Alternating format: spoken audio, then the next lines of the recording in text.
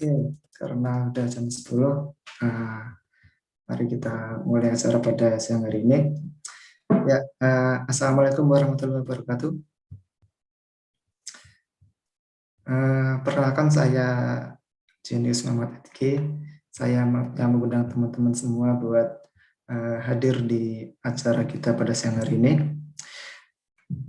Dalam acara webinar yang diselenggarakan oleh Kampus Siber dengan materinya adalah How to Become a Ethical Hacker Step by Step Guide.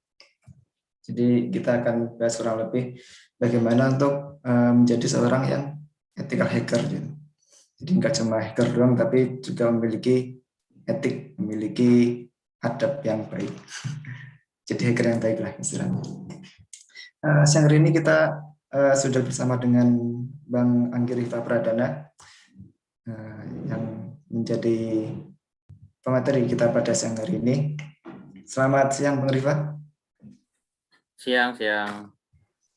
Ya, terima kasih Bang udah mau bergabung menjadi pembicara kita pada siang hari ini.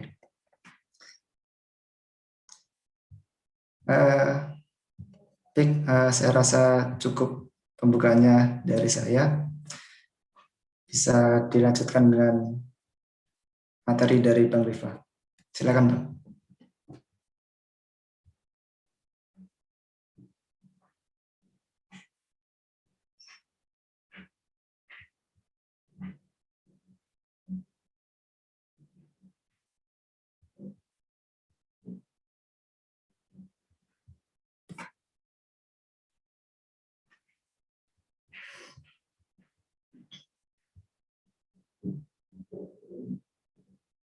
Kelihatan ya? Udah terlihat. Bentar, kita coba. Annotation-nya masih hidup nih sepertinya.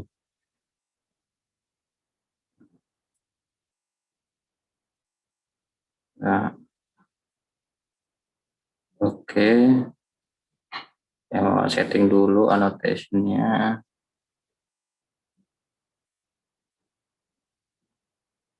Oke, saya rasa udah oke.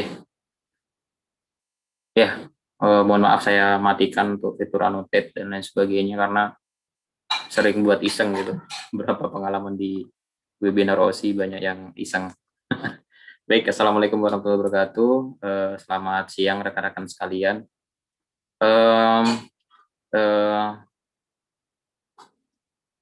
Mas Edgi, suara saya terdengar jelas ya? Udah jelas. Aman-aman. Jadi nanti kalau misalnya ada kendala koneksi atau kurang jelas nanti mohon disampaikan ya Mas Edgi. Oke. Hari ini saya senang sekali diajak sharing bersama dengan Kampus Siber untuk present soal Become an Ethical Hacker Step by Step Guide. Sebenarnya ini materinya nanti juga mirip-mirip yang pernah saya sampaikan di beberapa event kalau teman-teman pernah ikut Orang Siber Indonesia webinar-webinarnya, jadi mungkin akan sedikit mengulang di beberapa bagian-bagian tertentu gitu. Mungkin itu pendahuluannya. Saya akan memperkenalkan diri saya. Mungkin teman-teman juga pernah tahu juga dari event sebelumnya di Orang Siber, saya Anggi Rifa Pradana. Saya lulusan Sekolah Tinggi Seni Negara, mungkin sekarang udah ganti namanya Poltek SSN, Poltek Siber dan Sandi Negara, 2 tahun yang lalu. Kemudian berikut riwayat dari kursus dan sertifikasi saya, publikasi saya, terus work experience saya, project, dan juga Honor and Award. Mungkin saya bahas sedikit yang di bidang cyber security, khususnya di bidang hacking. 2020 saya alhamdulillah mendapat achievement dari Pak Prof, yaitu P1 Warrior Level 3 di quarter 2 2020. Mungkin ada di blognya. Ya, sampai sekarang juga masih ada di blognya. Setiap tahun pasti di quarter 1, 2, 3, 4 pasti ada yang dapat achievement ini, dan kemarin puji syukur nama saya tercantum di sana. Kemudian untuk Hall of Fame-nya ini ada berapa, mungkin belum saya tambah berapa yang lainnya, baik itu dari perusahaan dalam maupun luar negeri. Mungkin itu aja. Untuk kontak bisa langsung ke email Gmail saya. Silakan untuk kerjasama atau teman-teman ada penelitian terus mau dikomunikasikan dengan saya, bisa lewat email ini. Baik. Nah, outline yang akan saya sampaikan seperti ini. Jadi apa itu hacking, hacker, kompetensi dasarnya, etika hacker itu apa, perbedaan hacker dan etika hacker apa, dan secara sederhana bagaimana menjadi etika hacker. Nah, kalau kita bicara soal hacking ya, ini memang notabene kalau teman-teman searching aja di Google gitu ya, definisinya mungkin agak ke arah yang kurang baik ya. Jadi memang kalau dari pengertian ini saya ambil dari beberapa sumber ya, hacking artinya juga peretasan gitu. Yaitu praktik akses masuk ke dalam suatu sistem elektronik atau komputer atau jaringan juga milik orang lain untuk kepentingan ilegal maupun legal. Ya, tapi sering sekali ya kita lihat di sumber terbuka ya di media itu pasti kalau kita ngomong hacking konotasinya pasti negatif. Ya ini nggak jauh-jauh dari memang akses ke masuk ke dalam suatu sistem jaringan orang lain ya tentu saja ini pasti konotasinya lebih ke negatif. Nah, namun sebenarnya hacking tuh nggak terbatas hanya cara akses masuk ke sistem, namun juga ambil alih, pencurian aset, kemudian modifikasi, perusakan sistem termasuk dalam aksi hacking. Nah, kalau di sini konotasinya sudah seperti ini, ya itu jadi lebih banyaknya di media maupun banyak sumber terbuka pasti konotasinya udah negatif. Nah, kita bisa bagi nih sebenarnya, nggak cuma negatif, tapi juga ada yang di sisi yang positif, berarti yang ada yang legal gitu. Nah, yang ilegal itu protasnya dilakukan untuk tujuan yang jahat dan tanpa izin resmi dari pihak atau pemilik sistem. Sedangkan yang legal yaitu ada tujuannya, yaitu biasanya menguji kekuatan dan keamanan sistem serta evaluasi sistem guna perbaikan. Dan tentu ini pasti telah mendapat izin dari pihak pemilik sistem serta legal dilakukan secara hukum. Nah, hacking yang legal itu biasanya disebut sebagai pentest ya. Jadi kalau teman-teman bilang, oh saya pentest di webnya ini gitu kan, tapi sebenarnya nggak ada MOU, ya jelas itu udah ilegal. Apapun tujuannya, yang jelas itu masih ilegal. Ketika ngomong, oh saya mau apa namanya mencoba sistem keamanan perusahaan X gitu kan, tapi ya asal asal ngelakuin intrusi ya tetap itu ilegal. Gitu. Nah ini sebenarnya kalau kita cek ya, saya ke sini dulu. Nah kalau dalam konteks keamanan sistem elektronik atau informasi, nah itu sudah diatur di pasal UU ITE. Ya, kalau sebelum revisi itu pasal 30, kalau yang baru itu pasal 46 UU ITE. Jadi meskipun teman-teman ini melaporkan pada akhirnya kepada perusahaan sebagai penyelenggara sistem elektronik, namun aktivitas tersebut dapat dikategorikan ilegal karena dilakukan tanpa hak. Dan di sini perusahaan juga punya hak ketika teman-teman ngelaporin, tapi sebenarnya tanpa hak untuk melakukan uji coba keamanan itu, ya aktivitas tersebut tetap melawan hukum. Dan juga bisa dilaporkan, bisa dituntut, ya atas nama hukum juga. Karena di pasal mungkin bisa baca pasal 30 JO, pasal 46 UU ITE di sini sudah disampaikan apapun itu akses yang tanpa persetujuan pihak pemilik sistem, ya itu tetap dikategorikan ilegal. Jadi ini memang semuanya seperti itu ya. Jadi kalau hacking konotasinya negatif dan saat ini pun di peraturan kita juga seperti itu ya.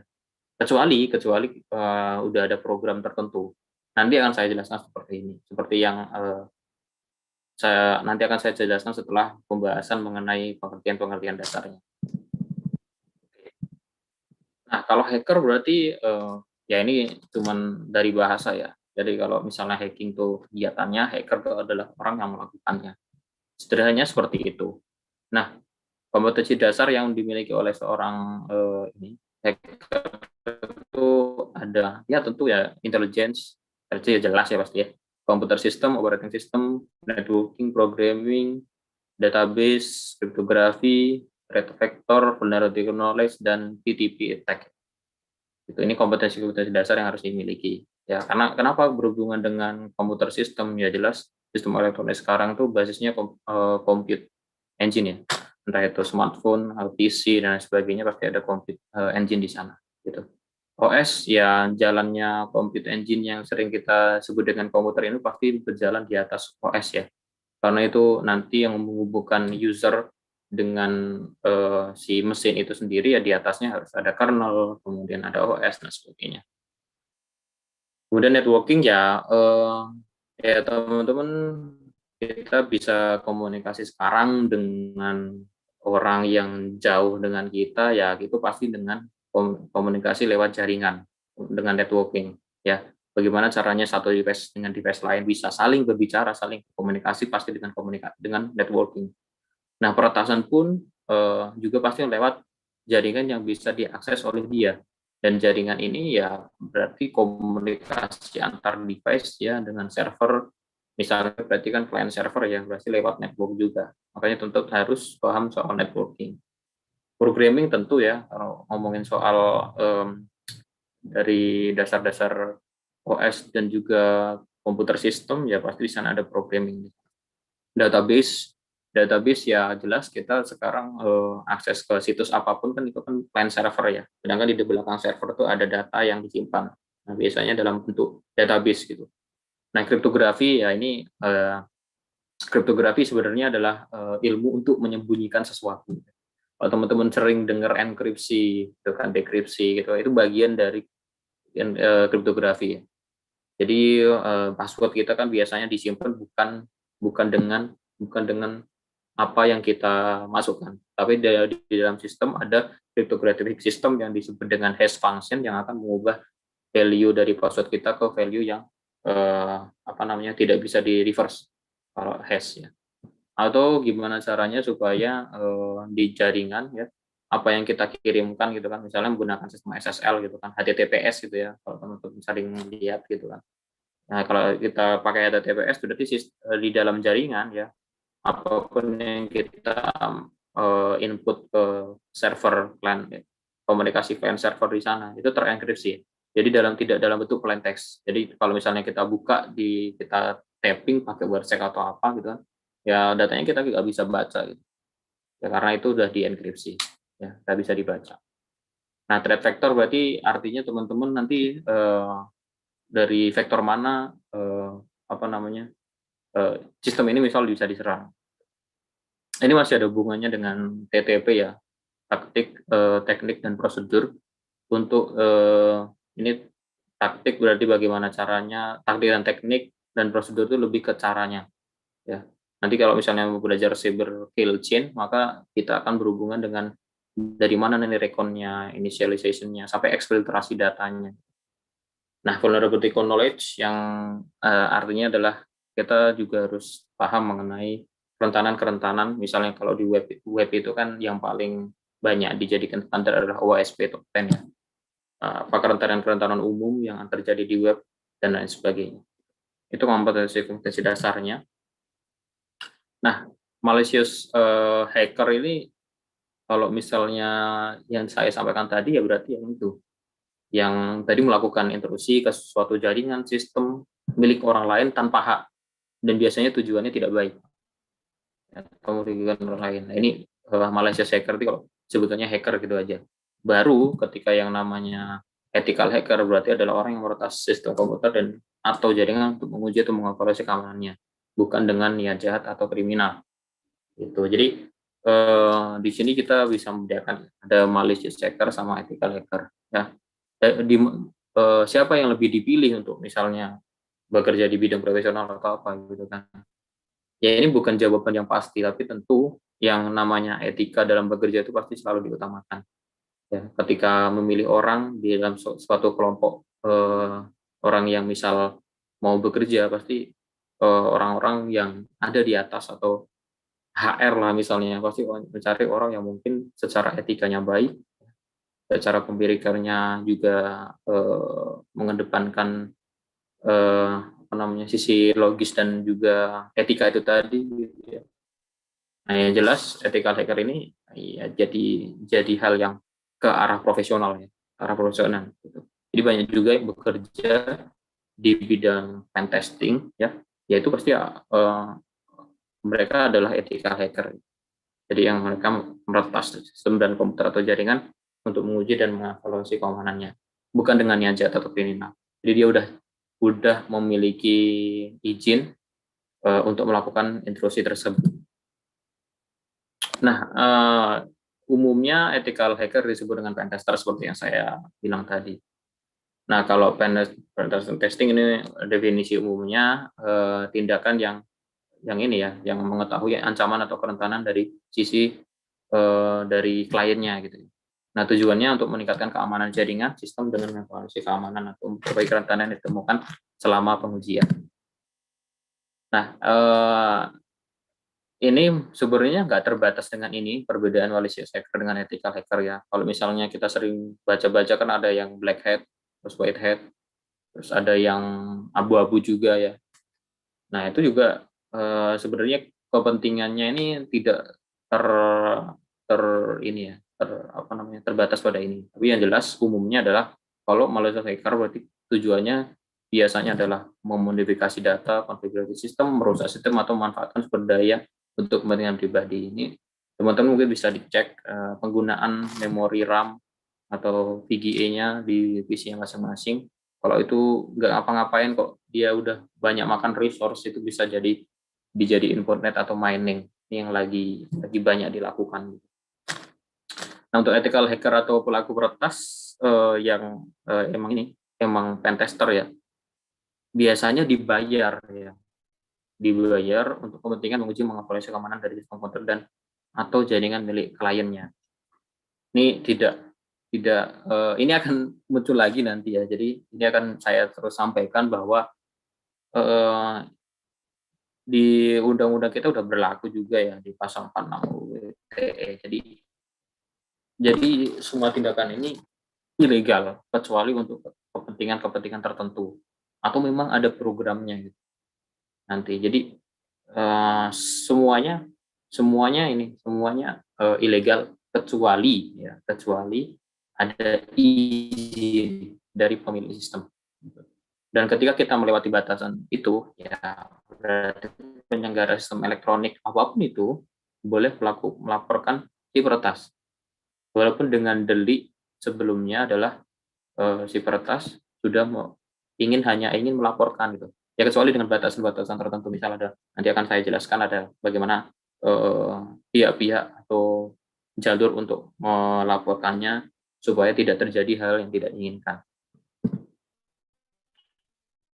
Gimana menjadi yang ethical hacker ya? Nah, tentu kompetensinya ada 2 ya. Jadi semua hal kompetensi yang dimiliki oleh hacker yang tadi ya, yang dari komputer, dari intelijen, komputer sistem sampai dengan PTP plus etika ya. Plus etika. Jadi pemahaman tentang perbuatan legal dan hukum. Sistem perjanjian sama serta pembuatan laporan dan pelaporannya. Gitu. Jadi ini yang paling penting sebenarnya adalah yang di bagian kedua ya. Jadi pemahaman tentang perbuatan legal dan hukum, sistem perjanjian seperti apa. Jadi kalau misalnya melakukan peretasan atau hacking, ada yang sifatnya nanti merusak. Ya. Apakah sampai tahap itu atau tidak boleh sesuatu hal yang merusak. Ya contohnya merusak apa? Misalnya diuji sistemnya kuat nggak dengan DDoS. Sorry, internet saya unstable, apakah masih terdengar, Mas Edgi? Masih aman? Masih ya, aman ya? Ya, masih aman. Baik. Ya, oke. Nah, gitu. Jadi, apakah boleh sampai DDoS? DDoS kan sebetulnya bisa merusak ya. Bisa merusak artinya availability dari sistem yang sedang dipakai itu bisa terganggu. Gitu. Atau bisa misalnya boleh sampai DDoS. Kalau bisa diuji cobakan ransomware atau apa gitu kan yang mempengaruhi availability dari sistemnya gitu. Nah, itu juga bisa. Nah, itu tergantung kerjasamanya, MOU-nya seperti apa MOU-nya. Dan juga pembuatan laporan dan pelaporan ini tidak bisa asal ya. Ada hal yang harus dijabarkan sampai oleh si pentester, step by step-nya harus bisa direproduce. Artinya kalau misalnya orang lain melakukannya juga ini bisa berhasil juga gitu. Jadi ada semacam ini ya, ada semacam verifikasi di sana.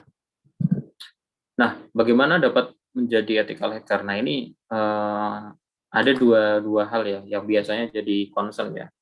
Biasanya kalau misalnya mau jadi profesional dan mendirikan atau mendirikan atau mengikuti perusahaan yang bergerak di bidang web testing, biasanya ya harus ada pelatihan dan sertifikasi.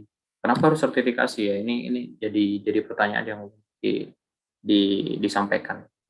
Jadi sertifikasi memang tidak menentukan sejago apa dia dalam atau di bidangnya.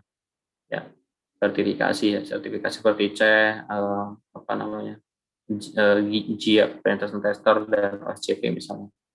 Tapi dengan adanya sertifikasi ini, ya ada trust, ada pihak ketiga yang memberi jaminan bahwa orang ini telah lulus, telah memiliki kompetensi berdasarkan apa yang menjadi standar yang dia miliki. Yang perusahaan yang menyelenggarakan sertifikasi itu sudah jamin. Artinya, misalnya C itu misalnya materinya dari sini, dari Recon sampai juga penggunaan Kali Linux misalnya itu udah semua misalnya. Dia udah jamin itu mereka dia udah bisa semua. Nah, berarti ada pihak ketiga terpercaya yang memberi jaminan bahwa orang ini telah lulus dengan materi-materi sampai sedemikian ini. Jadi orang yang mau memakai atau apa namanya mau mau untuk menggunakan jasa dari orang tersebut atau perusahaan tersebut itu punya semacam kepercayaan. Oh, orang ini punya sertifikasi ini. Nah, memang kalau misalnya kita dari jalur ini memang butuh modal ya, butuh modal. Gitu. Dan karena misalnya OSCP aja kalau nggak salah itu berapa ya? 999 ya atau 899 dolar ya, saya lupa. Atau berapa? Kalau nggak salah 20-an juta ya, saya lupa. Mungkin bisa dicek aja di Offensive Security yang untuk harganya mungkin bisa dicek juga. Gitu. Jadi tentu bisa jadi dari situ ya teman-teman ikut pelatihan dan sertifikasi atau ikut pelatihan-pelatihan yang mungkin buat jadi persiapan untuk tangga berikutnya CEH, OSCP dan GPEN dan lain sebagainya bisa juga. Misal pelatihan-pelatihan yang diadakan mungkin kampus hibrid ini akan membuat juga mungkin ya. Jadi itu bisa jadi ini ya, jadi tahapan pelatihan itu dulu yang dari dari dari dari dari dari kursus-kursus yang di bawah dari sertifikasi ini baru nanti mengambil sertifikasinya ya. Jadi yang dari kursus misalnya sebagai dasar gitu. Nah, itu yang kedua ini menjadi bug hunter ya. Ini lebih untuk jadi ini ya. Portofolio ini bagus ya. Kalau portofolio dari GPEN, OSCP kan tentu butuh modal yang cukup besar ya. Nah, kalau menjadi bug hunter ya modalnya pengetahuan. Namanya pengetahuan, tahu gimana caranya dan langsung praktikannya. Nah, apa sih sebenarnya bug hunter ini? Bug hunter ini kalau ngomong bug hunternya jadi orangnya yang diomongin. Tapi kalau bug hunting itu sendiri adalah ini apa nih menguji keamanan sistem elektronik atau jaringan milik klien untuk mendapatkan bounty ya melalui program atau platform bug bounty. Nah, artinya ada perusahaan ya yang ini ya yang mempersilahkan siapa aja untuk menguji keamanan sistemnya. Ya, tidak terbatas pada orang-orang yang misal punya sertifikasi tapi untuk semuanya. Nah, tapi dengan MOU yang mereka udah sepakati. Artinya di situ ada peraturannya. Gitu. Nah, ini materi saya mungkin ada juga di YouTube. Untuk lebih jelasnya bisa cek di Orang Siber Indonesia. Cuman ini saya sampaikan kembali di sini mengenai bug bounty gitu. Jadi intinya bug bounty program adalah inisiatif perusahaan untuk mengapresiasi temuan celah keamanan dari pertas yang disebut juga dengan bug hunter pada suatu aplikasi, sistem, atau layanan. Ya, jadi intinya nemuin bug, didokumentasikan dan dilaporkan, kemudian mendapatkan reward. Nah, perusahaan dapat sebenarnya apa sih apa namanya keuntungan dari perusahaan tersebut. Nah, perusahaan itu dapat menemukan kerentanan lebih dini sebelum pihak yang tidak bertanggung jawab menemukan dan mengeksploitasinya. Nah, melalui program ini juga perusahaan dapat mengimplementasikan kontrol keamanan secara berkelanjutan. Kalau misalnya dia nyewa program pen tester gitu ya berarti jangka waktunya adalah sampai lapor si pen tester itu memberikan hasil laporan pen testingnya sampai di area perbaikan, sampai ke tahap perbaikan. Bisa jadi MOU yang disepakati ini cuma sampai batas waktu tertentu saja. Nah, bisa jadi juga berkelanjutan. Tapi untuk bug hacking, untuk kalau misalnya membuat bug bounty ya selama program itu berjalan, maka orang-orang bebas mengujinya dan melaporkannya. Nah, apresiasi ini nggak cuma terbatas pada uang, bisa juga sertifikat penghargaan, suaka otomatis atau poin untuk portofolio bug hunter, biasanya untuk di bug bounty platform. Nah, kalau misalnya teman-teman sering temui, nah bug bounty program ini bisa ada beberapa nama lainnya. Ada vulnerability program dan responsibility disclosure program. Nah, jadi kalau misalnya kita ngomongin bug di sini, ini sudah didefinisikan spesifik ke celah keamanan. Ya biasanya kan kita nemu bug misalnya, menu ini nggak bisa diklik gitu ya. Ya itu apakah bisa disebut bug dalam artian untuk bug bounty? Ya nggak juga. Jadi ini udah didefinisikan spesifik ke celah keamanan. Nah perimeternya apa? Kalau misalnya yang paling sering digunakan yang jelas ada WASD Top 10, ya. CWE yang mengarah pada CVE dan juga nanti ada juga taksonomi lain yang dipakai. Biasanya ada 3 ya kalau misalnya umumnya. Jadi CWE, CVE, sama CVSS. CWE itu taksonominya, jadi ini masuk apa? Masuk injection atau masuk apa gitu kan ya.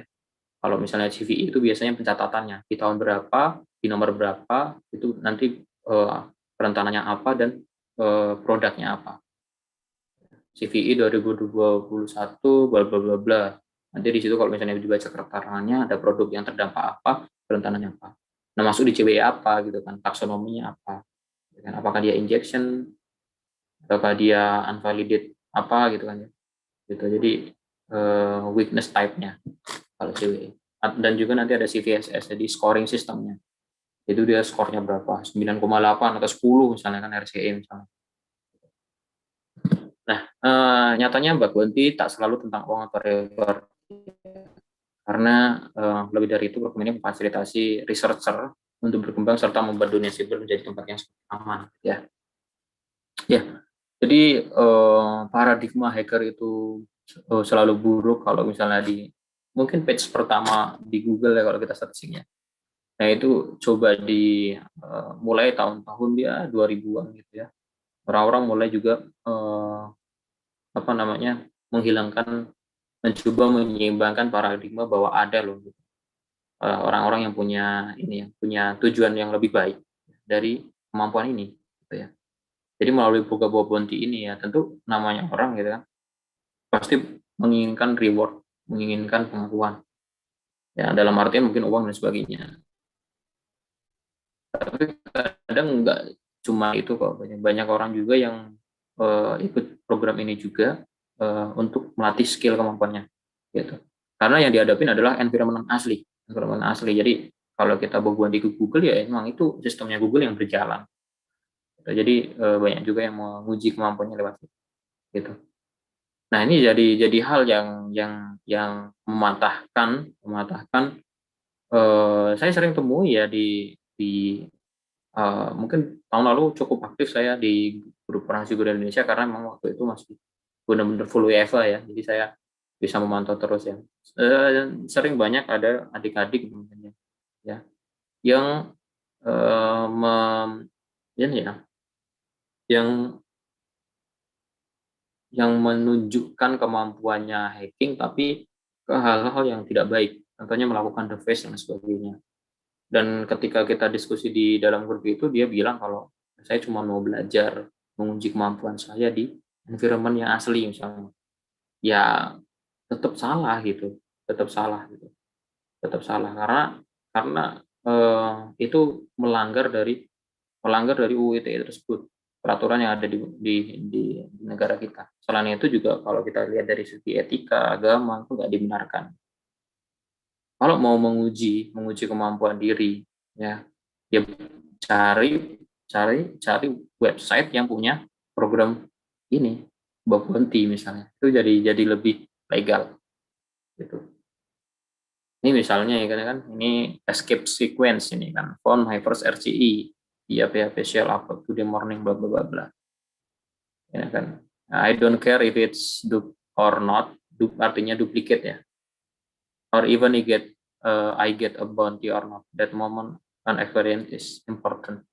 Jadi ya dia nggak peduli gitu. Ini nanti duplikat itu artinya ini. Duplikat itu ketika kita melaporkan, tapi udah keduluan orang lain yang laporin. Nah, ini duplikat. Gitu. Dan kadang juga nggak ada, bisa aja programnya itu nggak dapat bounty, misalnya cuma dapat poin atau mungkin dapat swag, bisa jadi. Gitu. Jadi kalau misalnya mau menguji kemampuan gitu ya jangan melakukan itu di tempat-tempat yang nggak sesuai gitu. Atau mungkin alasannya karena wujud protes gitu kan. Ya wujud protes itu bisa dilakukan dengan banyak hal selain melakukan hal yang tidak baik.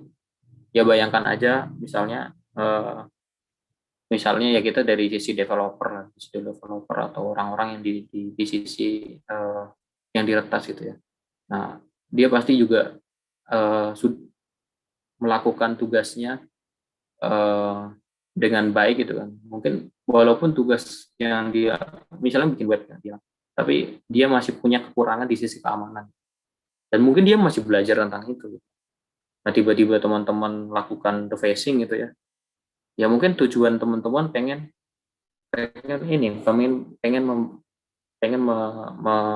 mengkritik misalnya pihak tertentu, misalnya di pemerintahan atau DPR atau manapun itu, legislatif atau. Nah, apakah itu jadi secara efektif? Saya rasa enggak. Yang melakukan eh, mencari kebenaran ya, atau menyuarakan kebenaran dengan cara yang salah, ya, itu tetap aja salah. Ya.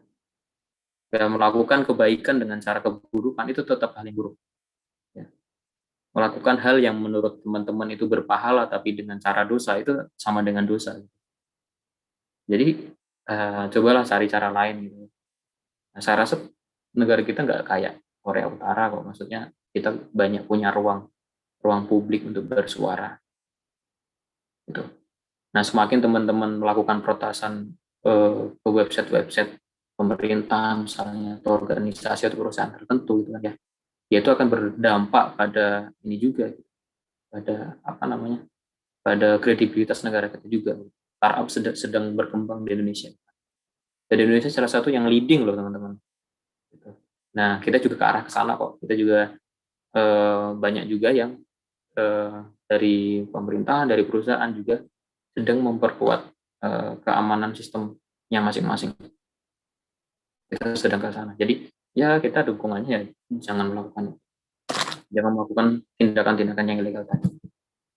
Ini historinya ya, dari 95 dulu ada Netscape yang pertama kali offering reward, sampai ke 2015 itu udah banyak ya. 2014 itu munculnya Backrot. Hackerman saya kurang tahu ya. Pokoknya Backrot itu kalau nggak salah tahun 2014 dan semakin booming ya.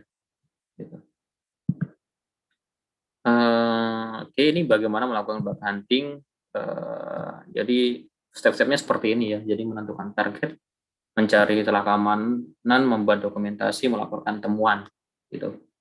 Jadi menentukan target itu tentu harus punya program VDP, ya, Vulnerability Disclosure Program atau Bug Bounty Program atau Responsibility Disclosure Program. Terus mencari keamanan, kemudian membuat dokumentasi dan melaporkan temuan. Nah, menentukan target ini yang jelas lebih enak ya kita ke bounty platform. Ya, di Indonesia udah ada 2 ya, Redstorm sama Cyber Army. Gitu. Di luar Integrity yang Europe, HackerOne dan Backrot yang US. Dan BTW Gojek ada di Backrot dan apalagi yang di Indonesia, Traveloka kalau nggak salah, Traveloka juga dibangkrut ya, gitu. Jadi ya teman-teman bisa langsung daftar ke Bangkrut Hacker One Integrity. Mungkin yang paling mudah Bangkrut Hacker One ya. Kalau nggak salah, kalau Integrity itu harus ada ini ya, harus daftar visa ya, nggak salah, visa visa negara gitu. Saya kurang tahu juga karena di Eropa itu ada beberapa peraturan yang mengenai bounty platform yang harus disetujui. Harus kita harus benar-benar bounty platformnya harus benar-benar tahu siapa kita. Kemudian Red Storm dan Cyber Army gitu. Atau lewat sumber terbuka itu kan, misalnya dengan Dorking Responsibility Disclosure Program, di situ banyak banget yang bisa kita klik. Itu biasanya langsung email ke security-nya, security IT security. Nah, yang ketiga ini yang tidak terlalu saya rekomendasikan, yaitu Astudem gitu kan. Kadang memang kalau misalnya mereka nggak bikin pengumuman publik, ya biasanya nggak ada gitu. Tapi ya nggak ada salahnya kalau misalnya teman-teman tanya gitu. Ini sekali lagi ya, udah 3 kali ya, bahwa semuanya itu ilegal kecuali dengan tertentu. Nah, ini yang saya lakukan ya, misalnya teman-teman bisa download di Bug Hunter metodologi, ada yang V4 atau V5 saya lupa ya, di tahun 2020 kemarin, Jason Hedick ada presentasinya yang baru, cuman ini yang saya lakukan rata-rata seperti ini. Gitu. Nah, ini dari situ ada, saya kurang tahu gimana caranya punya stok apa stok atau gimana. Di YouTube-nya itu bagus-bagus kalau teman-teman mau ini belajar. Ini beberapa hal yang disampaikan. Ya, satu-satunya nomor 2 ini yang seperti yang di slide sebelumnya ya, dari Jason Hedick. Itu kemudian, nah ini dokumentasi. Nah, ini salah satu guru orang yang pertama kali mengenalkan Bug Hunting kepada saya, Bapak Yoko. Beliau kalau nggak salah udah top 100 atau top 50 ya di Bangkrut ya. Luar biasa beliau. Nah, ini udah ada di, cari aja Yokoko menulis laporan kerentanan. Di situ beliau menjelaskan secara lengkap ya tentang bagaimana menulis laporan kerentanan. Gitu. Nah, ini di situ di dalam ininya saya ambil dari paparan beliau di Medium. Gitu ya. Ya, itu yang pertama ceritakan tentang fiturnya, flow umumnya, versi yang terkena dampak, sampai berikan referensi dan video. Gitu. Oke, nah ini selalu utamakan etika dan sebagainya. Gitu. Ini sama ya, seperti itu. Nah, ini yang pernah saya temukan. Jadi saya nggak sampai parameter discovery, baru content discovery udah dapat credential password database, dan ini saya laporkan dan dapat sekitar $400 ya. $400 mungkin 6 jutaan ya. Gitu. Oke, itu tips dari saya. Kemudian saya sampaikan juga bahwa tadi sebelum saya sampaikan bagaimana kita nemu kerentanan di ini ya, di website pemerintahan atau perusahaan tertentu gitu ya. Bisa teman-teman laporkan. Sebenarnya di Badan Siber dan Sandi Negara tahun 2018 sudah ada cara gathering mengenai ini ya, FGD mengenai VBDP. Namun sampai sekarang memang saya sampaikan itu programnya saya juga belum tahu sampai mana program itu ini apa namanya sudah, bukan programnya tapi peraturannya sudah sampai tahap mana, dan program itu apakah masih ada apa enggak, ini juga masih belum tahu ya. Saya belum bisa menyampaikan secara secara langsung di sini. Mungkin nanti bisa lewat email dari BSSN untuk menanyakan hal ini. Gitu. Namun di BSSN sendiri ada layanan namanya aduan siber ya. Oke, sebentar saya. Oke.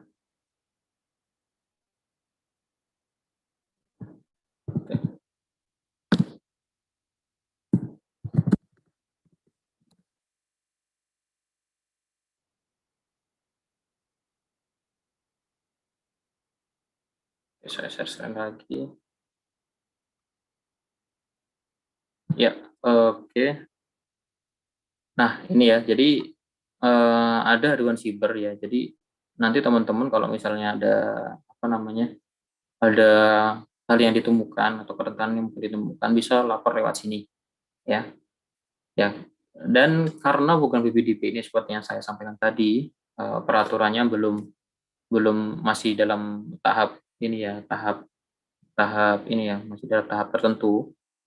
Jadi mungkin tidak ekspektasinya jangan sampai mendapat reward gitu kan, baju atau apa mungkin yang ada di Google atau di media sosial kan mungkin sering sering ada yang share sertifikat dari BSSN gitu ya. Nah, tapi tentu saja tidak menutup kemungkinan mendapat hal tersebut. Namun memang saya sampaikan bahwa kalau misalnya mendapat kerentanan di website pemerintah, organisasi tertentu gitu kan ya. Nah, salah satunya bisa teman-teman laporkan lewat sini. Gitu. Dari bantuan 70 bssn.go.id gitu ya. Jadi, kalau misalnya menemukan insiden siber, begitu salah satu caranya.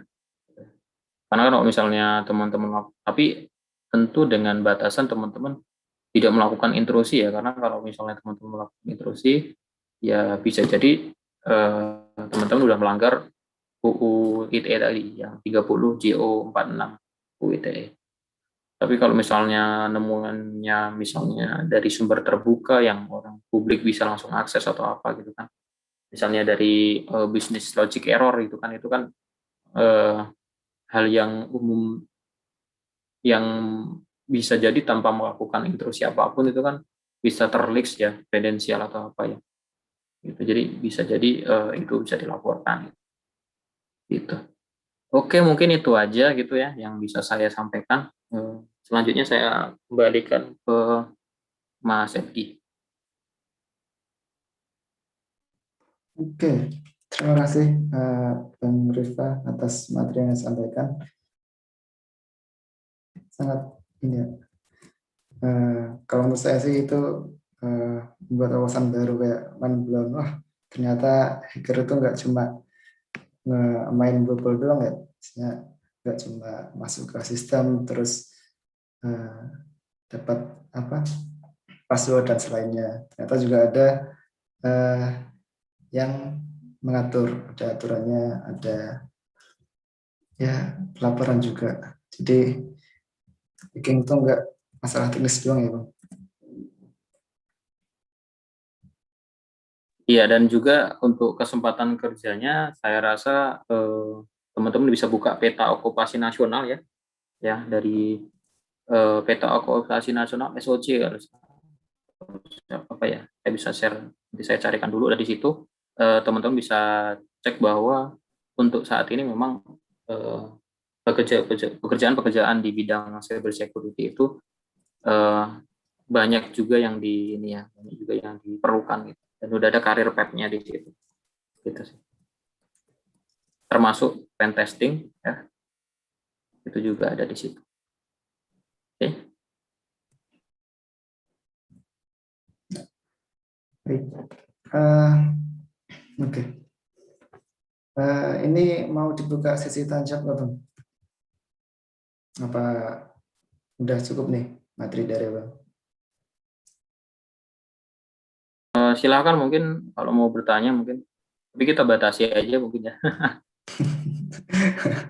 Iya. Ada mungkin kalau misalnya untuk semuanya mungkin nggak bisa kalau misalnya ini buat 5 atau 3 nanya. Ada yang udah ada yang nanya ini, udah ada yang PC aja. Dari Mas Arfian, izin bertanya Bang, apakah bug hunter hanya mencari bug dan melaporkannya ke pemilik sistem atau sekaligus memberitahu cara untuk menambah bugnya? Terima kasih. Itu tergantung ya, tergantung dari ininya, dari apa namanya, dari peraturannya gitu ya.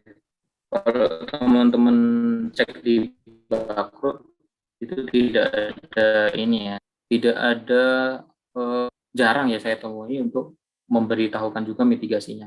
Kadang-kadang laporannya sebatas kerentanannya, kemudian kita langsung laporkan juga nggak masalah. Tapi tetap ada di template-nya mitigation-nya gimana gitu. Nah, baiknya kalau misalnya berdasarkan yang disampaikan oleh Bapak Yokoko di ininya di apa namanya tulisan beliau gitu ya. Ya mungkin kan beliau lebih profesional dan udah lebih daripada saya gitu ya.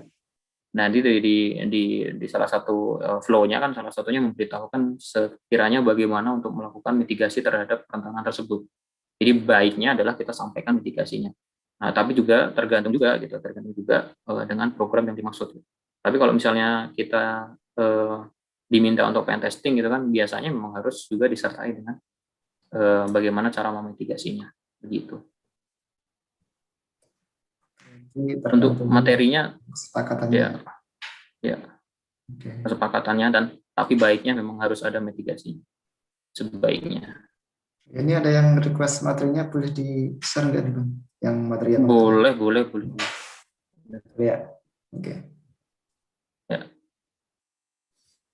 Ini ada yang RSN. Silakan Diskominfo Kalbar, Mas Ferry. Halo, Assalamualaikum warahmatullahi wabarakatuh. Waalaikumsalam warahmatullahi wabarakatuh. Selamat siang. Siang, Pak. Dengan Mas Anggi dari BSSN ya, Pak? Iya, Pak. Ya, ini dari Diskominfo Kalbar. Ya, kebetulan ada masuk grup etika hacker, ini sangat menarik ya. Jadi, mungkin langsung ke pertanyaannya. Mohon izin, Pak. Jadi, belakangan ini kita sering melihat gangguan atau insiden mungkin yang melakukan penetrasi itu, tapi mungkin penetrasinya ini lebih ke bad-nya ya, lebih ke sisi yang tidak bagusnya. Jadi setelah dia mengeksekusi atau pulnernya itu diperlihatkan, habis itu dia show up di website, mungkin bisa di John H atau di website sejenisnya. Nah, itu kan ada beberapa tuh, biasanya ada yang kalau dari pemerintahan pasti GoID. Kalau kita kan nyari tuh GoID-nya. Wah, ini berarti sudah pernah kena hack. Walaupun terkadang mereka hanya mungkin kalau yang di face itu langsung ketahuan kan. Efeknya itu kita harus nge-backup lagi. Nah, ada kadang yang menyelipkan file berupa HTML ataupun dari script. Nah, itu mungkin yang saya tanyakan adalah untuk langkah pemerintah, terutama di Pemda atau di Pemkab, menangani yang show up ini tuh seperti apa gitu, Pak? Sedangkan kan kalau di kami kan mungkin ada CISET-nya. Dan apakah memang perlu harus dibukakan sejenis yang pen testing tersendiri gitu. Jadi yang kami khawatirkan di sini, karena biasanya kan kalau ada satu website yang sudah kena bobol, nanti yang lainnya kena gitu. Jadi orang-orang tuh pada tahu gitu. Oh, ini ternyata bolong. Nah, yang lain nyobain malah jadi lebih parah nanti itunya, efeknya. Nah, mungkin seperti itu, Pak. Oke, Pak. Saya mungkin jawab bukan atas ini ya, sebagai Badan Siber dan Sandi Negara ya, Pak. Ini saya sebagai pribadi aja, karena kalau misalnya kita ngomongin nanti saya bawa BSSN kan mungkin jadinya ini jawaban dari BSSN itu bukan ya. Jadi saya bilang dulu ini ya secara personal ya. Jadi atas keterbatasan saya juga sebagai staff gitu ya. Memang benar, Pak. Jadi untuk saat ini yang sedang dilakukan oleh pemerintah, jadi kita Bapak tadi sudah sampaikan ya, sudah ada G-Cert ya, sudah beberapa kali sudah di launching juga G-Cert. Kedepannya memang nanti untuk insiden-insiden tersebut dan best practice-nya seperti apa untuk mengamankan aset elektronik di pemerintah daerah gitu kan, itu memang terkoordinasi langsung dengan dari BSSN ke G-Cert gitu ya. Itu yang salah satunya. Yang kedua mengenai apakah bisa membuka program bounty gitu kan. Nah, ini sebenarnya mulai tahun 2018 gitu kan, itu sudah ada program yang namanya VVDP. Nah, itu VVDP itu sebenarnya buat aset semua ini ya, semua aset pemerintah yang semua aset nggak cuma pemerintah, bahkan itu buat aset yang ada di Indonesia gitu kan. Nah, itu kalau misalnya ada kerentanan itu kan bisa vulnerability disclosure-nya lewat program tersebut melalui aduan siber tadi. Dulu seperti itu. Nah, Namun memang mungkin ada kendala saat ini saya juga kurang bisa menjelaskan sampai mana tahapannya dan bagaimana program ini masih berjalan atau tidaknya. Ini bukan saya yang bisa menjelaskan ini. Namun demikian itu adalah salah satu upaya dari pemerintah untuk bisa membuat hal-hal yang seperti ini itu, seperti misalnya apakah membuat diskusi program itu bisa jadi solusi. Ya, ini salah satunya bisa jadi solusi juga melalui program PVDP ini. Namun memang kita masih terkendala dengan peraturan dan juga pelaksanaannya. Jadi kedepannya akan seperti itu. Nah, pertanyaan selanjutnya, bagaimana best practice-nya itu kan untuk kejadian tersebut? Yang pertama tentu kalau misalnya ada resource, ada dana, ada sumber daya, ya tentu kalau misalnya melakukan hardening system dengan penetration testing atau mungkin dengan hal-hal yang semacam untuk mencari apa yang terjadi di sistem dengan forensik.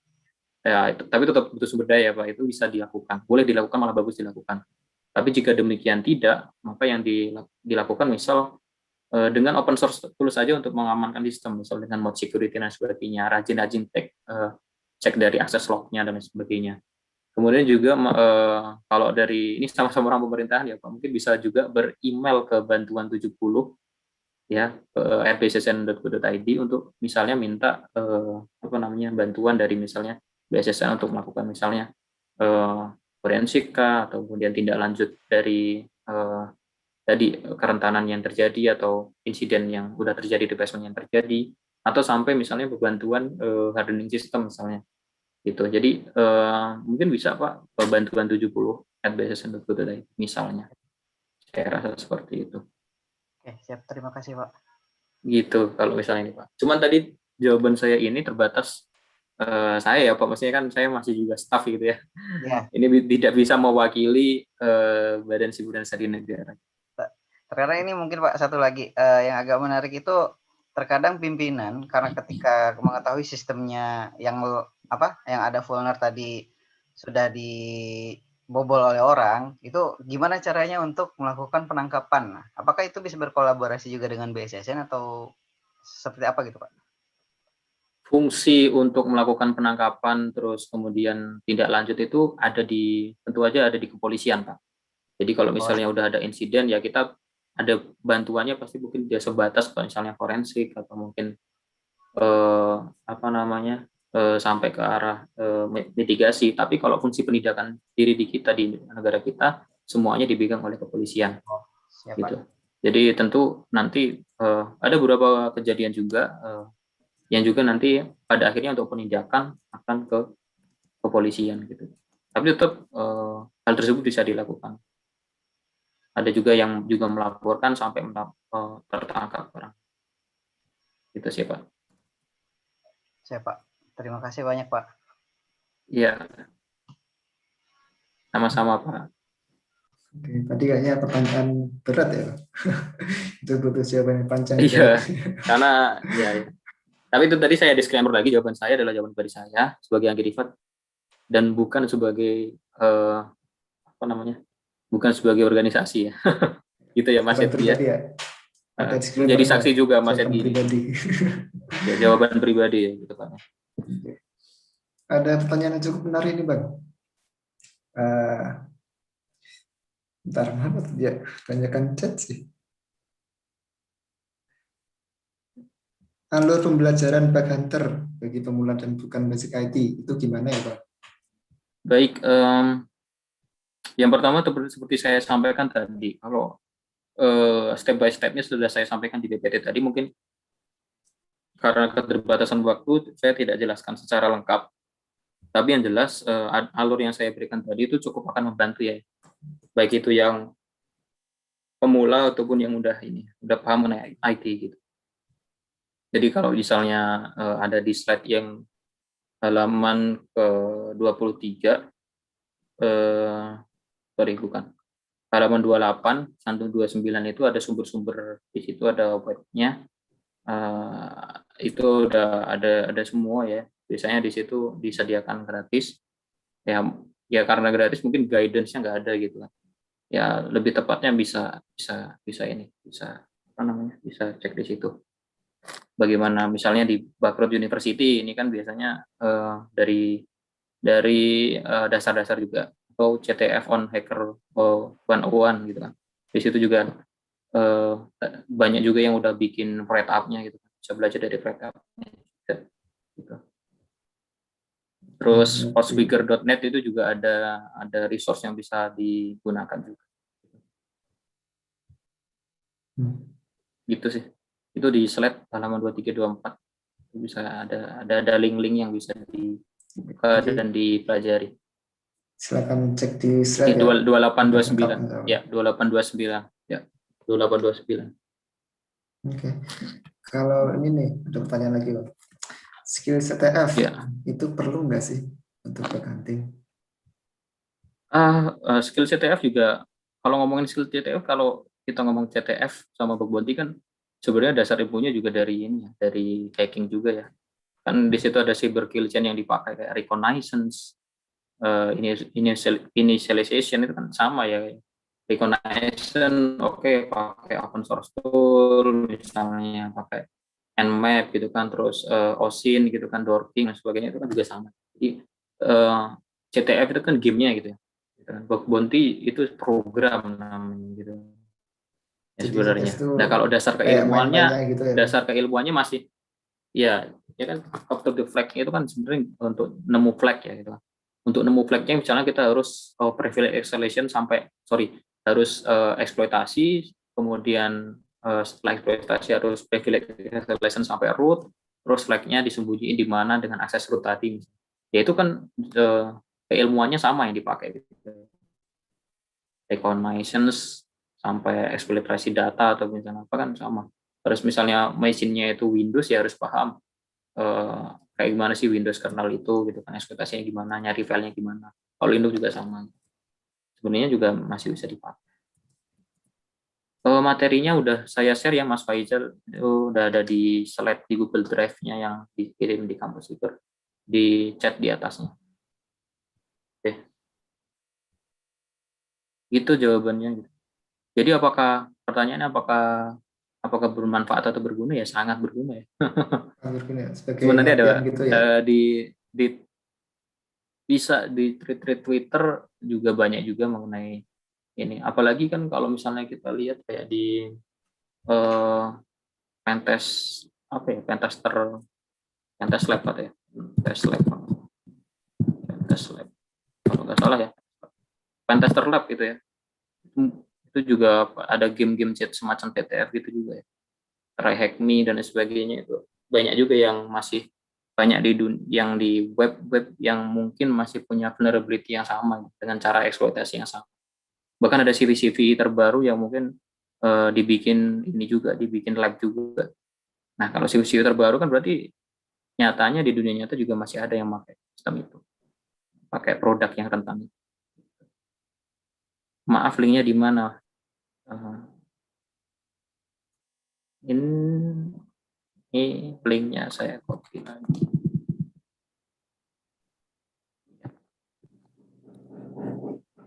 Sorry saya lewat.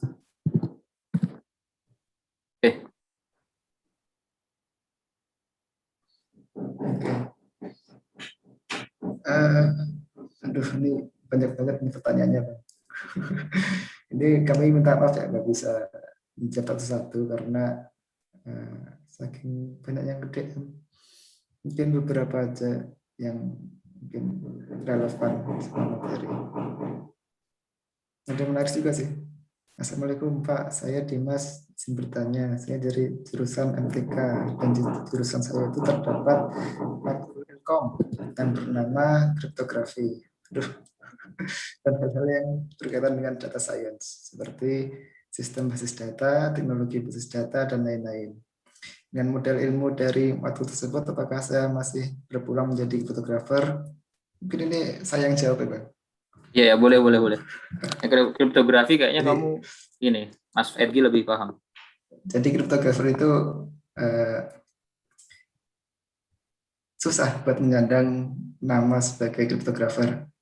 Kalau di dunia kripto mungkin ada yang namanya Bruce Renner, terus ada Rivers, ada Shamir, ada Regendel. Mereka adalah orang-orang yang basicnya itu nggak cuma S1, S2, tapi S3 dan plus mereka udah punya penelitian tentang kriptografi.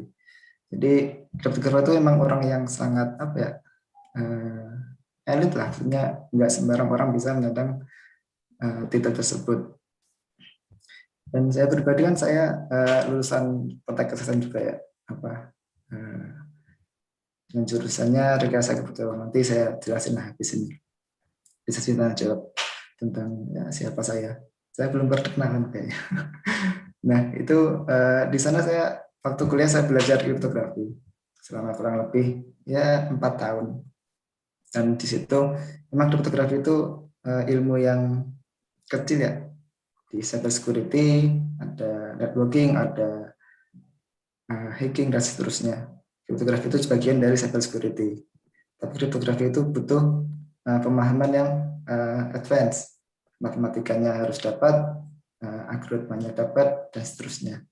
Jadi belajar 4 tahun pun masih belum bisa dikatakan sebagai kriptografer. Jadi masih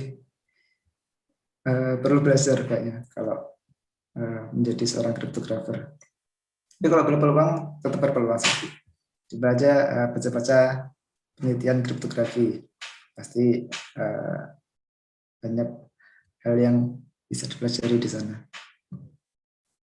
Yang jelas kalau Mungkin kriptografi gitu itu lebih ke cabang matematika sih, karena dia ngomongin soal aljabar abstrak ya, sangat abstrak. Saking abstraknya saya nggak ngerti juga. Kemudian kalau ngomongin ya itu dia bagian kecil dari cyber security. Malah sebenarnya kalau ngomongin soal keamanan informasi ya intinya nanti ke kriptografinya gitu. Karena kalau kita ngomong confidentiality ya, kerahasiaan, yaitu salah satunya bisa pakai sistem kriptografi. Kalau kita berkaca pada beberapa kejadian misalnya data breach misalnya ya, dan itu kan pasti passwordnya disimpan dalam bentuk hash gitu kan. Asalkan dia memakai hash yang mungkin masih relevan untuk dipakai saat ini, misalnya ditambah dengan sistem salting misalnya. Mungkin Mas Dimas juga, Mas siapa tadi namanya? Mas Dimas ya, yang belajar ya, itu dulu, mungkin agak ngerti ya kalau misalnya di database itu di hash itu bisa di salt, kasih salt, terus algoritmanya bisa kita pilih mungkin yang paling baru misalkan SH3, SH1 misalnya, atau bcrypt misalnya, ya itu masih relatif susah untuk di ini ya, di apa namanya di istilahnya di apa ya, di bridge atau kalau hash itu di break ya, di break aja yang di break istilahnya. ya sama di break itu. Dan nggak cuma hash ya, kita ngomongin soal, kalau kriptografi nggak cuma soal hash, ada juga enkripsi, ada block cipher, stream cipher, terus quantum cryptographic yang sekarang ini lagi ini, post quantum cryptographic. Nah itu udah ngomongin soal teknologi komputasi gitu. Nah itu udah luar biasa, emang harus banyak belajar juga gitu. Jadi saran saya kalau mau belajar soal kriptografi ya mungkin kalau misalnya S1-nya ini di IT, mungkin nanti coba ke matematik mungkin ya, kalau mau ke Ya, kriptografi. kayaknya lebih cocok ke matematika sih, Bang. Karena Iya, itu ke dulu kan matematika. nggak cuma deskripsi aja, cuma itu aja, tapi juga harus tahu Iya, gimana sih RSA itu kok bisa aman tuh gimana. Misal AS kenapa dia kita dipilih, ngomongin karena alasan apa, dan eh, seterusnya. perpangkatan mm, perpangkatan bilangan besar, kemudian apa gitu. Wah, itu luar biasa, itu harus banyak Pusing belajar lah. lah. Gitu. Oke. Gimana Bang? Ada pertanyaan nih? Masih sanggup jawab gak Bang? Boleh, boleh, boleh. Oke. Ini ada, mana ya yang dipilih ya? Yang paling relevan aja. Hmm,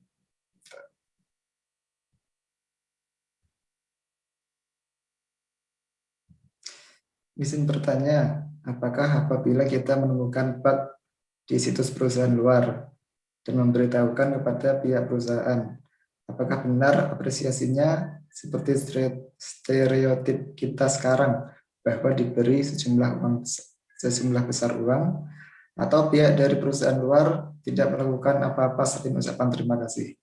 Nah ini, kadang abang gimana nih? Rewardnya apa sih? Gini. Jadi kita perbaiki alur berpikir kita.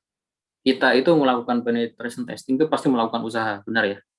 Benar ya Mas Edki? Ya. Kita melakukan usaha, pasti melakukan usaha. Berusaha. Nah, melakukan usaha itu berarti kita melakukan percobaan ke target kita, gitu ya. Nah, padahal kan sebelumnya harusnya kita tuh cek dulu perusahaan ini atau target ini punya program bug bounty atau setidak-tidaknya responsibility disclosure program atau enggak. Gitu. Kalau enggak, kenapa kita harus melakukan usaha itu? Yang kita nggak tahu ekspektasi, kita cuma berekspektasi, kita melakukan pengujian, ekspektasi itu kita dapat. Terus kita menyalahkan perusahaan tersebut ketika kita cuma dikasih terima kasih. Berarti yang salah adalah ekspektasi kita, gitu. Yang kita sebenarnya waktu melakukan pengujian itu, kita nggak cek dulu target ini punya program atau enggak. Yang sebenarnya udah salah. Nah, kita balik nih, logikanya kita balik. Kita cari cek dulu perusahaan ini atau apapun itu punya program bounty atau enggak, baru kita melakukan usaha. Nah, baru ekspektasi kita baru benar nih. Kan kita melakukan usaha ini untuk mendapat reward, entah itu ucapan terima kasih, hall of fame, atau dapat uang dan sebagainya. Gitu. Bukan dibalik, kita nemu dulu baru berekspektasi.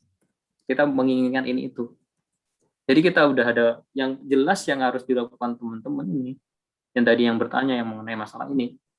Cari tahu dulu target ini punya program apa enggak gitu. Kalau nggak punya program, ya jangan berekspektasi untuk minta, kan malah jadi merampok kan kita. Kayak bukan Nodong gitu ya. merampok ya. Ya, Nodong ya. blackmailing ntar Ini ada malah. kelemahan nih. Ini ada kelemahan.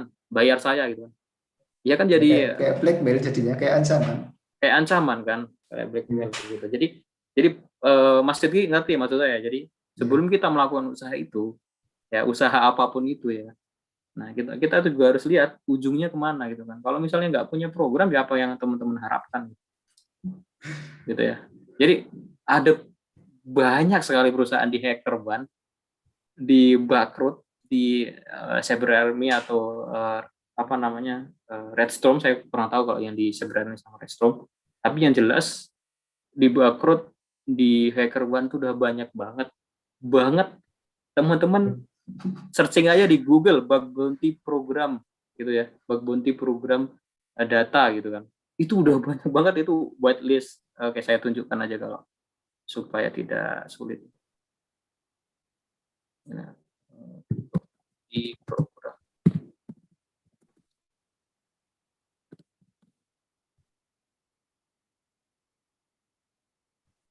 oke, list.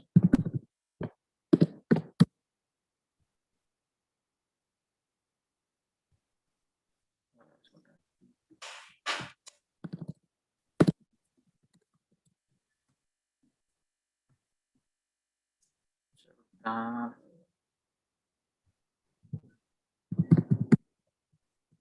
di target sorry.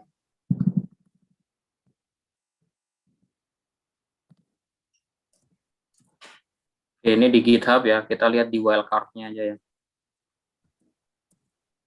Nih, ada banyak banget nih berbagai perusahaan, berbagai subdomain gitu ya, yang secara kita boleh melakukan intrusi pengujian keamanan di tempat itu gitu. Dan kita bisa berekspektasi mendapatkan poin, mendapatkan uang gitu kan. Dari sini itu banyak banget ini ya.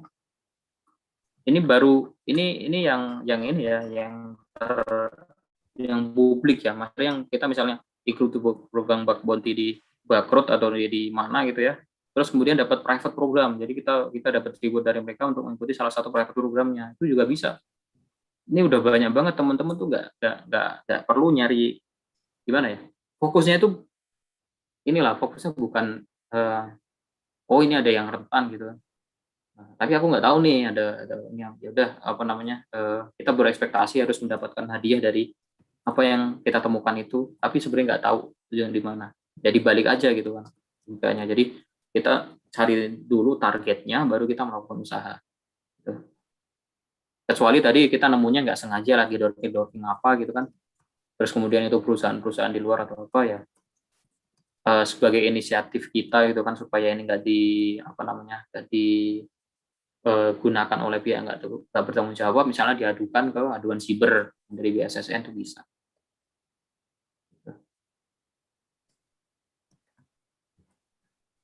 Oke. Tadi Gitu. pengetahuan siber. Ada pertanyaan nih. Bang, please dijawab. Kenapa susah dapat sertifikat dari BSSN? Emangnya gimana untuk report yang memenuhi syarat? Sertifikat apa sih? Baik, Ada sertifikat apa? sertifikat ada sertifikat VVDP memang. Itu udah ada tahun 2018 itu udah banyak yang dapat. Ya ini saya sampaikan ini sebagai pihak yang memang ini ya. Ini dari saya sendiri bukan mewakili organisasi. Ini memang program masih digodok peraturannya gitu ya. Dan udah sampai mana terakhir FGD ya, FGD tahun 2019 atau 2018 saya kurang tahu. Nah, reportnya itu tentu selalu ditindaklanjuti teman-teman, ditindaklanjuti. Namun untuk reward dan sebagainya, ini teman-teman mohon menunggu langsung dari pimpinan atau unit kerja yang terkait dengan PPDB. Karena memang saya tidak berada di tempat yang unit tersebut dan saya tidak punya hak untuk menyampaikan mengenai ini ya, reward dan sebagainya gitu. Tapi memang seharusnya kita memang saat ini memang saya belum bisa menjawabnya. Tapi yang jelas itu ditindaklanjuti gitu. Gitu untuk yang berkaitan dengan PPDP, sejujurnya kita nggak bisa ngasih jawaban pasti ya, itu ya Mas Eki. Oke, masih digantung ya Bang. Nggak ada kepastian ya. Kita tunggu berikutnya. Saya sendiri kan bukan mewakili organisasi juga, jadi bukan mewakili organisasi, saya mewakili sebagai pribadi saya gitu kan, hanya sebagai staff gitu ya. Jadi kan pengetahuan dan juga bagaimana itu program-program yang sudah berjalan ini kan kita cuma bisa sampaikan sesuai yang disampaikan ke publik, gitu. Sesuai yang disampaikan di channel-channel resmi dari BSSN. Gitu aja yang bisa kita sampaikan. Jadi pertanyaannya nyangkut BSSN ya? Ya, jadi mending ke pertanyaannya mungkin lebih ke spesifik ke ethical hacking sama bug bounty aja ya. Kalau misalnya yang mengenai program-program dari di mana saya tempat bekerja ya, informasi yang teman-teman bisa dapat ya sesuai yang disampaikan di channel-channel resmi dari BSSN. Saya tidak mempunyai hak dan tidak bisa menyampaikan sesuatu di luar dari pendapat pribadi saya. Dan juga yang sudah disampaikan di forum resmi di media resmi dari BSSN. Gitu. Ada pertanyaan lagi nih Bang, mungkin terakhir kali ya. Cukup menarik sih. Izin bertanya Bang, apakah AI akan mengambil alih pekerjaan di bidang cybersecurity? Karena saya pernah menonton video seorang bug hunter yang menggunakan automation script untuk langsung mengirim bug yang sudah ditemukan. Jadi dia mainnya itu mana nih? Iya, benar sih. Emang kalau teman-teman lihat salah satu Eric ya namanya, Eric Today is New, dia ranking 1 di HackerOne dan Backlot, sehari bisa ngirim ribuan. Saya lupa seminggu atau sehari, mungkin sehari ya ribuan report, dan itu ternyata otomatis. Dan apakah kedepannya akan menggantikan human gitu kan? Saya rasa enggak sih, karena ada keterbatasan, ada ini. Kalau AI mungkin bisa digunakan ketika misalnya hal-hal seperti injection dan lain sebagainya. Tapi kan injection dan sebagainya itu juga ada AI tandingannya. AI tandingannya apa? Ya WAF itu, Web Application Firewall. Tapi kalau misalnya kita ngomongin soal business logic error kan dicek dari manual ya. Jadi logic bisnisnya kayak gimana? Sistem kalau misalnya ngomongin soal misalnya IDOR gitu ya. IDOR itu Insecure Direct Object Reference singkatannya. Misalnya ID, misalnya kita harusnya cuma bisa ngelihat profil kita. ID kita misalnya 57. Tapi ketika kita ganti jadi 58 gitu ya. 58 gitu kan. Terus itu jadi punya orang lain. Di sistem tuh legitimate gitu kan. Enggak ada injection di sana gitu kan. Nah, itu kan IDOR gitu kan. Nah, itu yang memang ada AI yang bisa ngelihat, misalnya di Bobship ada yang namanya authorize bisa ngecek IDOR itu. Tapi setidaknya itu tetap harus ada ini, ada apa namanya, ada ada ada perlakuan khusus yang dilakukan oleh human gitu kan. Atau misalnya business logic error, misalnya dengan melakukan apa namanya, eh, tadi misalnya parameter-parameter tadi gitu kan, diubah sedikit atau diapain gitu ya, kemudian misalnya melik sesuatu gitu kan. Nah, itu kan dilakukan oleh human gitu, jadi nggak semuanya bisa diotomatis. Nah, jadi masih butuh manusia ya, Pak? mungkin bisa jadi masih butuh manusia, mungkin bisa jadi mungkin dalam 10 tahun ke depan mungkin masih butuh manusia. Yang 10 tahun ke depannya ini saya nggak tahu lagi tuh, apakah bisanya full automated gitu kan. Gitu. Berkembangnya juga AI, kemudian sistem seperti blockchain gitu kan, kuantum teknologi gitu kan, kuantum computing gitu kan. Kita nggak bisa memastikan jawaban, saya nggak bisa memastikan jawaban saya itu 100% benar. Tapi untuk saat ini dan pendapat saya selama 10 tahun ke depan mungkin masih butuh human sih. Gitu. Itu juga pernah dibahas di salah satu ini ya, materi AI yang disampaikan oleh rekan saya, Alim, di Orang Sipil Indonesia. Mungkin bisa cek di YouTube Orang Sipil Indonesia, ada bahasan soal AI, apakah AI akan menggantikan manusia sepenuhnya. Mungkin ada pernyataan dari beliau yang mungkin lebih relevan atau mengenai hal ini. Cuman kalau saya lihat untuk 10 tahun ke depan mungkin masih butuh human. Oke. Jadi karir sebagai kantor masih terbuka ya, Pak?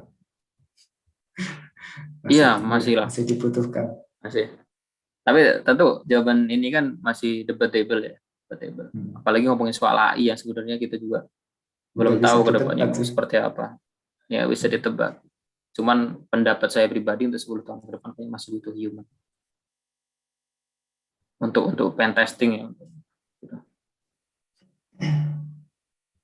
Tapi emang platform seperti Bagro kan yang ditonjolkan kan itu kan, mencari celah keamanan yang any application for pen testing miss gitu ya.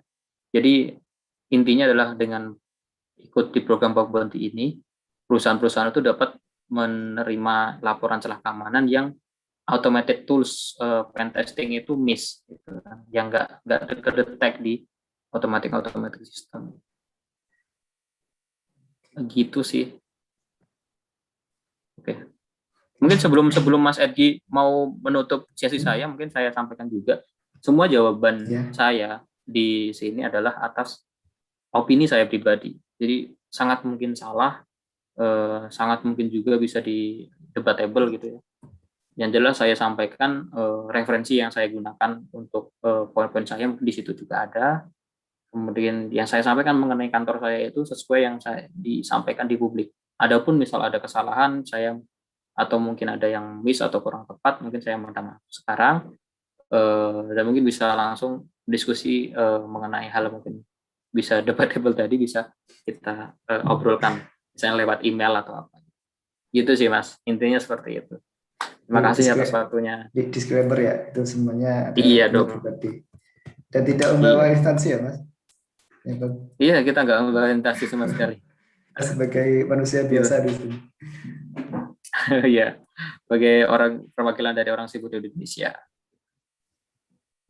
Terima kasih Bang Rifa atas materi dan waktunya. Nah, setelah ini kita sedikit intro lah. Teman-teman belum ada yang tahu karena emang belum dipublish ya. Jadi siapa sih yang ngadain acara ini? Siapa saya dan seterusnya? Kita mulai aja. Jadi acara ini diinisiasi oleh Kampus Siber. Apa itu Kampus Siber? Apa tujuannya? Apa kegiatannya? Lalu apa kedepannya? Nanti akan dijelaskan pada sesi kali ini. Yang jelas ini saya akan perkenalan diri saya. Siapa sih saya? Nama saya James Muhammad Edgi. Di situ sudah ada kontak saya, email dan seterusnya. Saya lulusan Politeknik Siber dan Seni Negara.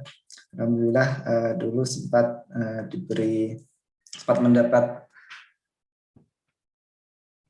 kesempatan untuk lulus dengan predikat cum laude. Saya bidang minatnya rekayasa sistem kriptografi. Saya kurang lebih 3 tahun mempelajari kriptografi.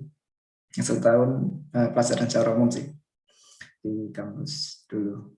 Nah, sekarang saya menjadi Technical Security Support di Pusat Operasi Keamanan Siber dan Sandi di Badan Siber dan Sandi Negara. Teman kerjanya Bang Rifar, satu unit yang bergerak di bidang siber.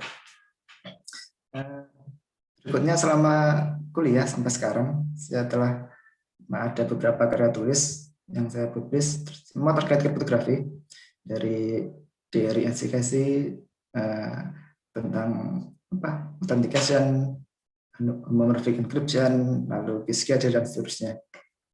Saya juga pernah mengikuti beberapa kursus di kantor tempat saya bekerja, yaitu berkaitan dengan pekerjaan saya sekarang, introduction ke NSOC, apa itu NSOC, basic pen testing, dan seterusnya.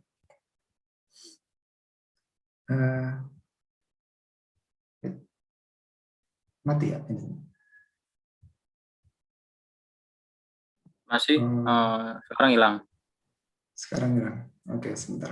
Kelihatan kok. Penelitiannya kelihatan. Kayaknya salah ini. Kepencet link tadi.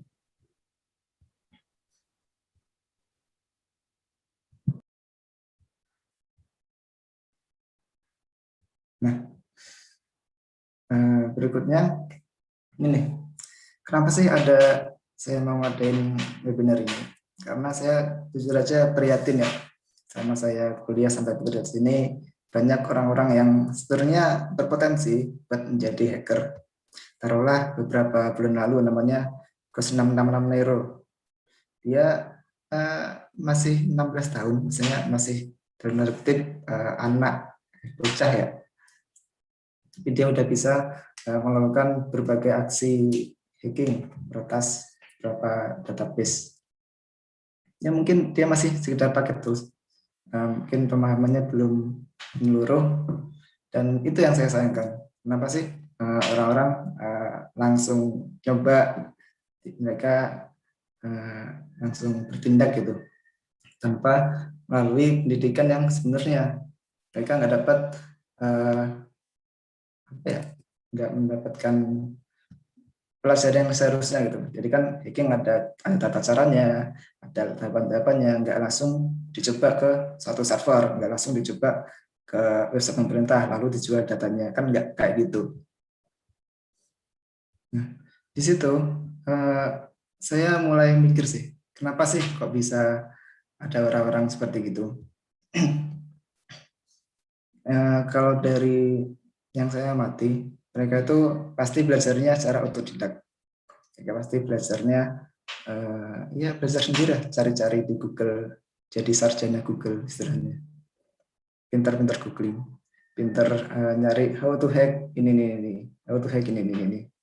Nah, sebenarnya nggak ada salahnya belajar atau tidak. Yang penting adalah kita tahu apa yang kita pelajari. Nah, namun kebanyakan orang ketika belajar otodidak, dia pasti merasa, oh, misal saya ingin belajar ngebobol database nih, saya carilah misal how to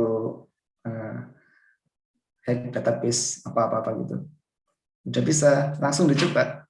Nah, padahal mereka belum mengerti cara untuk menghapus jejak seperti apa, cara untuk pelaporannya seperti apa.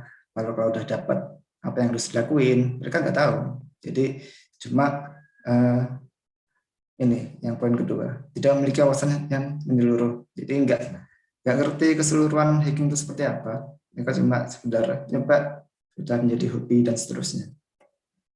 Nah, yang ketiga adalah tidak memiliki value yang baik. Jadi salah satu kelemahan dari belajar atau tidak adalah kita nggak bisa belajar dari orang lain. Karena kalau kita misal di sekolah, kita pasti ada guru. Guru kita bisa nggak cuma melihat pelajaran yang disampaikan, tapi juga memperhatikan guru itu kalau jalan seperti apa sih, kalau ngajar seperti apa sih, pola pikirnya seperti apa sih. Nah, itu yang nggak kita dapatkan ketika kita belajar sendiri. Itu value-value yang bisa kita dapatkan dari seseorang.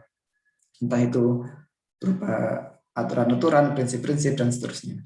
Seperti, kalau kamu udah tahu ini, ilmu ini buat ini loh, kamu nggak boleh lakukan ini, silakan lakukan ini aja. Kalau mau latihan, tempatnya di sini. Nah, itu yang kebanyakan orang yang belajar otodidak tidak mengetahuinya. Nah, lalu gimana? Lalu dengan pemikiran itulah saya berinisiatif untuk membuat suatu platform, bukan platform sih, media belajar lah, buat teman-teman semua untuk belajar apa itu hacking, mulai dari bagaimana cara teknisnya, laporannya, dan seterusnya. Jadi udah jawab ya, apa itu kampus siber, tujuannya apa, tujuannya untuk edukasi. Nah, edukasi untuk mengubah pola pikir orang-orang hacker itu, jadi yang awalnya jadi tanda kutip orang jahat menjadi orang yang baik, menjadi pahlawan lah, menjadi pahlawan di bidang cyber. Kalau kegiatannya masih ini pertama kali kita ngadain kegiatan, itu webinar. Project berikutnya insya Allah kami akan adakan program mentoring. Itu ada satu program yang kami coba buat di sini. Itu program mentoring, akan kami sediakan kurikulumnya, akan kami sediakan pengajarnya, kok disediakan ya? Biasanya ya akan kami carikan praktisi keamanan siber seperti Bang Rifa, seperti mungkin orang-orang yang beberapa aktif di OSI, seperti itu. Jadi ini program kita berikutnya. Kenapa sih perlu program kayak gini? Ya, karena biar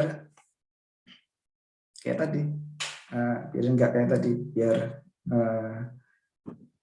belajar hacking itu nggak cuma sekedar hobi, bukan cuma sekedar nyoba-nyoba, tapi belajar hacking itu juga bisa loh buat dijadikan sebagai suatu pekerjaan yang bagus. Satu ya, mungkin pekerjaan yang apa ya, kita bisa melakukan sesuatu yang baik dengan kemampuan hacking kita. Kenapa kita milih jadi orang yang buruk sedangkan kita bisa menjadi orang yang baik? Dengan cara salah satunya ya belajar dengan benar, belajar dari orang-orang yang sudah terbukti kemampuannya, yang sudah tahu bagaimana menjalani dari belajar hacking, lalu belajar etikanya juga. Nah itu mungkin itu yang bisa saya sampaikan. Jadi insya Allah akan diadakan program ya setelah ini. Nanti untuk detailnya akan kami sampaikan di kesempatan berikutnya. Jadi tetap pantengin terus, jangan kemana-mana. Maksudnya ya setelah ini live sih, cuma beberapa hari kemudian silakan dipantau grup OSI, barangkali ada pengumuman dari kami. Dan saya tutup dengan pertanyaan. Sudah siap teman-teman jadi ethical hacker? Kalau sudah siap, sudah gabung sama kampus siber. Oke. Mungkin itu Bang yang bisa kita sampaikan hari ini ya. Kami sampaikan terima kasih buat semua peserta, buat Bang Anggi, Marifa yang udah berkenan hadir pada siang hari ini, bisa berkenan sharing buat menambah ilmu bagi kita semua. Baik, karena sudah siang mau zuhur ya. kita cukupkan pertemuan kita pada hari ini. Semoga yang kita lakukan bermanfaat. Assalamualaikum warahmatullahi wabarakatuh.